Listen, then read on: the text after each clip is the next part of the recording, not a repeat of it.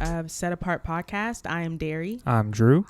And we just welcome you guys. Thank you guys for tuning in to another episode. We have a special guest here on this episode today. I want him to introduce himself and just talk a little bit of, his interest and why he wanted to be here at Set Apart Podcast.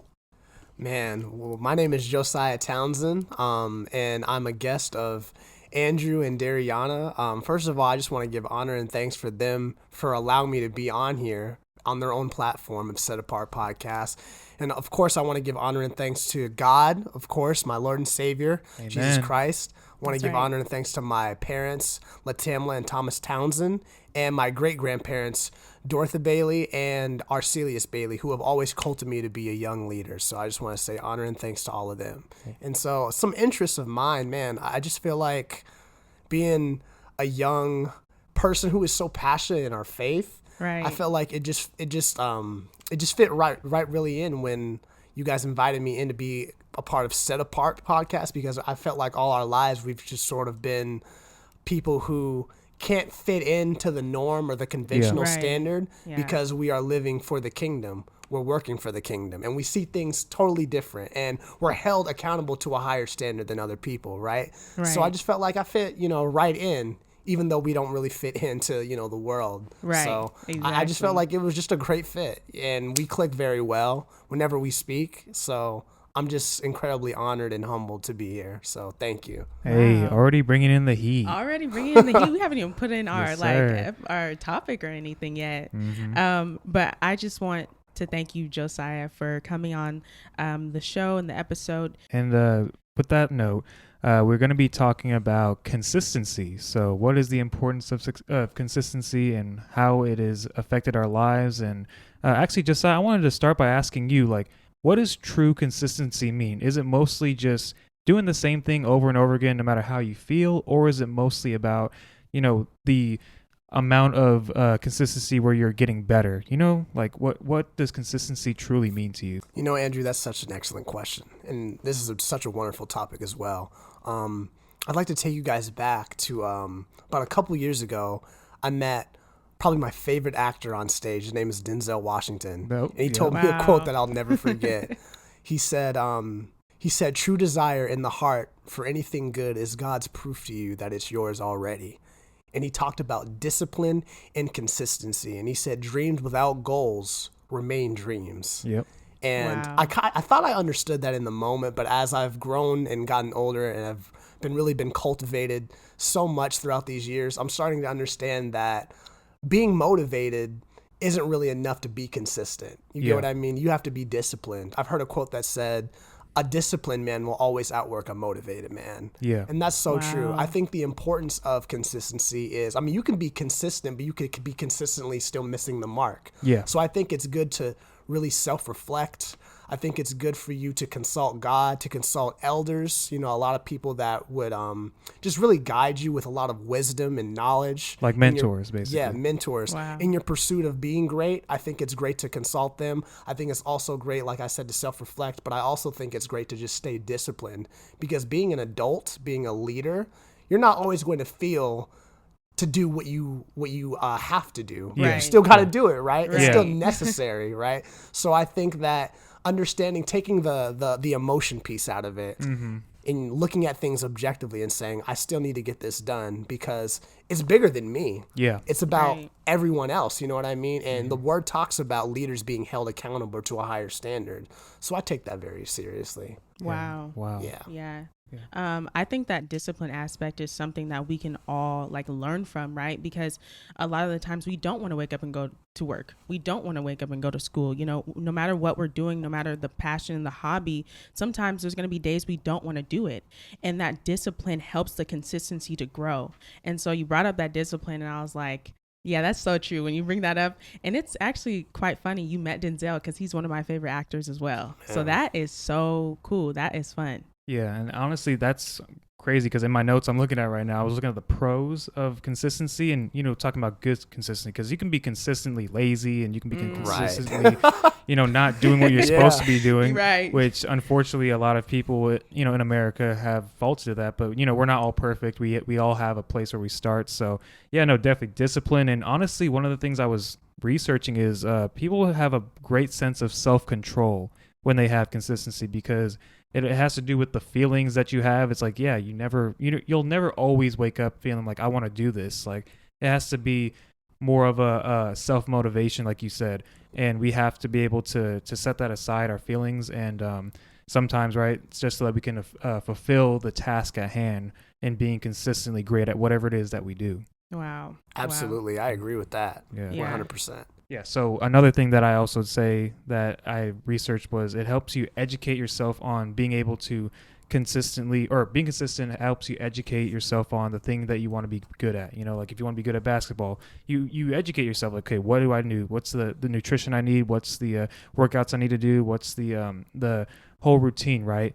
And I think that being able to educate yourself and bring knowledge to yourself is always power, because with the more you know, the more you're going to be able to navigate through your journey as whatever it is that you have. Yeah. Absolutely. Wow. Yeah. And I've noticed that a lot of people really want the success, but they don't really want the sacrifice that comes with being great. Yeah. Wow. Like, I know you guys have seen The Last Dance with Michael Jordan, right? Oh, yeah. And how he was tearing up because it was like he was expressing the hardships of being a leader, and all people really see is the glorified championships and the points and the highlights, but behind those closed doors he had to challenge people when he didn't want to, or they didn't want to be challenged by him as a leader. And that's what led to what people see.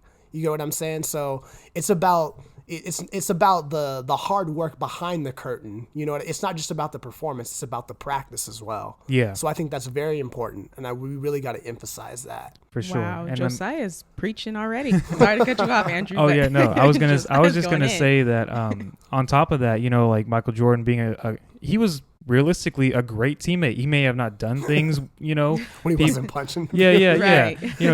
He may have not always been the most gentle with his teammates, but he got them to the success where they needed to be. And another thing that I noticed, like just within my research, is that consistency, when you're doing good consistency, right, when you're consistently being great at something, it helps you become more associated with consistently great people. Whatever it is that you're doing, like if this person you see is consistently working out and they're getting better, they're getting stronger, they're putting more weights on every single time, it's like, man, like you almost get inspired by that consistency that you see.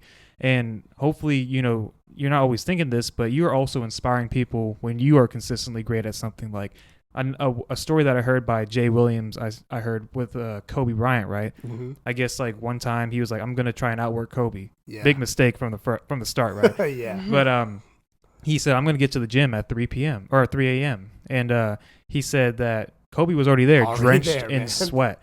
And, he worked out for a good like 2 or 3 hours, and Kobe was still going at it because they had a game against each other that day. And I guess Jay, when he was unlacing his shoes, he's like, I'm going to see how long this goes till. And he waited for a few more hours, and, Kobe ended up dropping 40 on him that same day. And he asked Kobe at the end of the game, was like, why do you work so hard even though you already have the talent? You already have everything that a complete player would need. He's like, because I want to show how much I'm willing to work harder than you. Like, I saw you came in the gym. Mic drop. I saw that you were trying to outdo me, but I'm gonna show you that I'm willing to do whatever it takes to be better than you. And it gives you a drive of just competitiveness when you're consistent. Like you want to be better. Of course, you're always trying to beat yourself. You want to be better than what you were the day before. But when you see other people trying to be consistently great and you want to be the best, it gives you that kind of drive too. Right. And you know what? That's such a good point that you really expanded upon.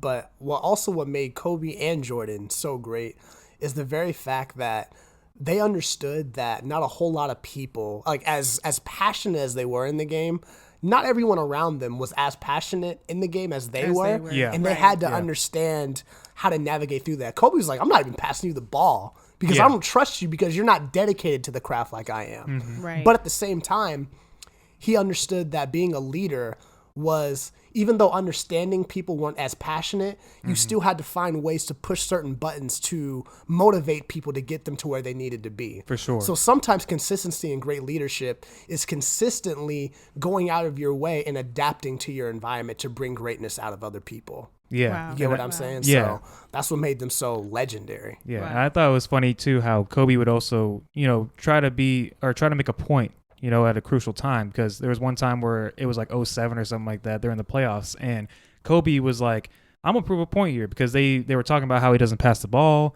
and how he doesn't trust his teammates, and he's always looking to take the last shot, which, I mean, he's the best player on the team. Of course he's gonna take the last shot. But he said, okay, we're down by 20 at half and we're probably gonna lose the series. I'm not gonna pass the ball for the rest of the game.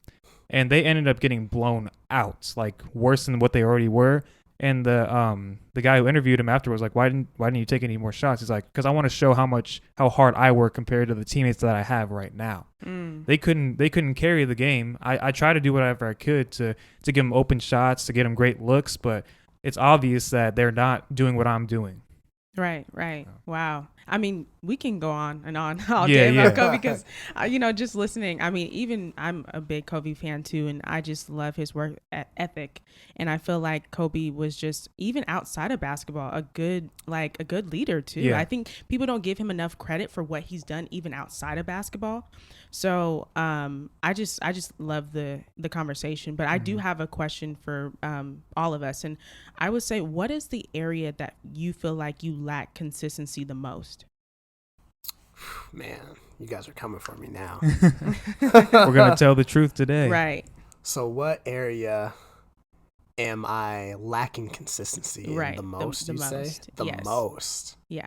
Man. Sometimes we can be our toughest critic. And I think consistently, I feel like I can be really hard on myself. Yeah. Really critical. But you have to understand that in order to achieve something, you have to give yourself enough room to have grace on yourself, so that because I mean, the word also talks about you encouraging yourself, like how David did. Right. So if you can't encourage yourself and you are your toughest critic, and you're going to your negative voice is louder than your empowering voice, then how are you going to motivate yourself and get things done when they need to get done? Right. When you are your own worst enemy. You get what I'm saying? Right. Yeah. So I think that's something that God has really been refining me within these last few months, and I can say that's definitely a growth area. Wow. That's deep. Yeah. And what about you, Derek? Because I'm still thinking. You're still thinking?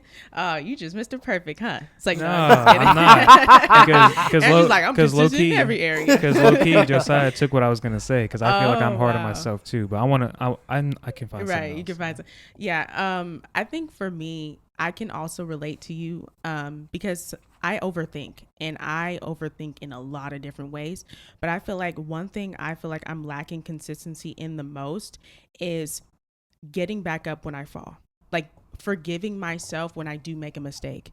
And I think that the reason why I'm so vulnerable in this moment is because I know other people can relate, and I know our listeners can relate to this when I say that when we make a mistake, especially when it's, someone, like if I hurt someone else or if I'm not on the same page with somebody else, sometimes it's like, it's hard for me to forgive myself and move on. But, within the consistency and you bringing up even the encouragement piece, I think this is why I love God and his grace, because it's his grace that keeps me going and say, you know what, I made this mistake, but I'm going to keep going. I'm going to learn from it and then pick back up. And I think just knowing that the grace of God is over my life is a blessing. Man, those are two very great examples. I think that for me, though, the biggest thing within this season, right? Because I feel like there's a lot of things I could say, but the number one thing within this season that I'm in is just discipline, really, because I feel like there's a lot of things in life that are going right for me, and it's easy to get comfortable. Because when I'm in a state where it's like God has provided so many blessings for me, it's like, man, I don't want this to end. But at the same time, it's like I got to continue to go towards my purpose that he's given to me with these blessings. And I feel like, discipline is hard because when things are going good, you just feel like you just want to stay right there. Right. So I feel like, Mm-hmm. I feel like whenever I have something to do that's really important, or if I have quote unquote time, right? It's like we all have time to do things, but the sooner I get it done, the sooner that's one step further towards my purpose. And I feel like sometimes I can get caught in the whole logistics of it, like, okay, I got time, I can do this later, or when the deadline is, right? But when the deadline comes and I still feel the same way, it's like, man, I really got to push when I could have just done this, yesterday. So I feel like discipline is the one thing that I really could, have more consistency in. Man, for me, I see the clock kind of ticking a little bit because I'll be 25 this month on the 29th. So for me, I'm like, man, like it's really go time now because these early 20s, man, they just flew by, man. Yep. Yeah. So I have a certain place that I want to be, and life takes its turns. Yeah. God is always in control regardless of it all, and all of it is necessary. You get what I'm saying? So I have a love and I have a peace and a comfort in understanding that he's in control. And, like how Derry was talking about how we are anchored to God's grace. God is our anchor, man. Yeah. You know, that's something not just to fall back on, but that's something for us to prioritize every day of our lives. And so I'm just thankful that I have that gift. Yeah. You get what I'm saying? So yeah, 100%. I'm thankful for how consistent God is. Yeah. Like the we most talk consistent you can be. Right. Like we talk about how, this person was consistent. This man, God has made a way out of no way every time. Yes. There's not a time he was lacking. And it's like, it's so amazing just to watch him like even collaborate with me and work with me and walk with me throughout my hardships, throughout my struggles, or even throughout my blessings. Because I feel like we look at blessings as rewards. Like, oh, I did something good today, now God is blessing me. When no, literally he's blessing you because he loves you, and that's his grace. You know what I'm saying? Like, we didn't do anything to deserve that. You didn't do a darn thing. You didn't do anything. And so that's just like, I praise God for his consistency. Yeah, it's like it seems like there's always something that I'll be like, man, that seems like really hard, or man, do I really got to do that, God? But it's like, man, if you really don't want to do, I'm gonna do it for you. Or I'm gonna get somebody else to do it. Yeah, that's true. God will check you real quick. He will convict you. Yeah, he'll get somebody else. He'll be like, okay, you ain't ready. Well, this person is. Yeah, because there's always gonna be someone that wants it more than you, and that's the hard fact, And that's why I feel like being consistent will help in that. It's like when you're consistently great at something, then you'll always think, man, I want this so bad.